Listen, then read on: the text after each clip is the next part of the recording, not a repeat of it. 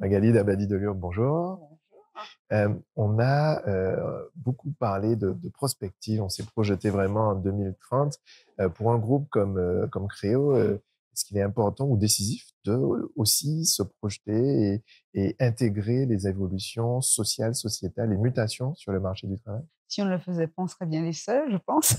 Mais effectivement, oui, on a besoin de définir, nos besoins déjà, et de pouvoir nous préparer, à trouver les bons collaborateurs parce qu'on sait que ça va être déterminant pour l'avenir. On a toujours été convaincus, hein, de la place et de l'importance de chaque collaborateur dans la réussite de projets, économiques, mais plus que jamais parce que le marché se tend, parce que le marché se complexifie. Les attentes de nos futurs collaborateurs ne sont plus les mêmes, donc on doit se réinventer et clairement, il faut y réfléchir, il faut se préparer, il faut y mettre les conditions, hein.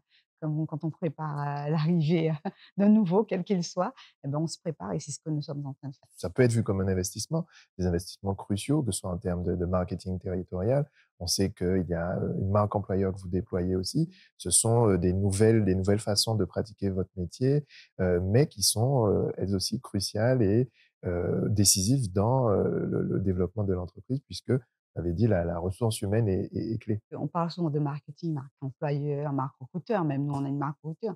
Mais ce qui compte, c'est notre capacité déjà à mettre dans l'entreprise des conditions d'accueil et de pérennité, hein, j'allais dire, il faut vraiment fidélisation en fait des collaborateurs. Donc aujourd'hui, on fait à la fois la forme et le fond. Bien sûr qu'on communique, sur ce qu'on fait, mais en fait comme dit un de mes collaborateurs, il dit: «Il faut faire ce qu'on dit, dire ce qu'on fait» et aujourd'hui, c'est vraiment ça.